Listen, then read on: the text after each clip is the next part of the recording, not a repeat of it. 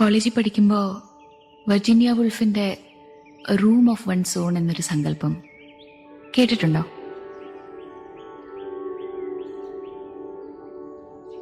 കേട്ടതൊക്കെ ശരിയാണ് അച്ഛാ, കുറച്ച് മോശാണേ. ഒരു പെണ്ണിന്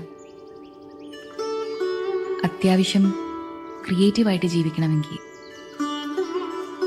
സ്വന്തമായി കുറച്ച് സമ്പാദ്യം, സ്വന്തമായി ഒരു മുറി എന്നാണ്. റൂം ഓഫ് വൺ സോൺ ഭാഗ്യാണ് കേട്ടോ. നമുക്ക് ആകെയുള്ളത് ഒരു ജീവിതം. അത് മറ്റുള്ളവരുടെ ഇഷ്ടത്തിന് ജീവിച്ചാൽ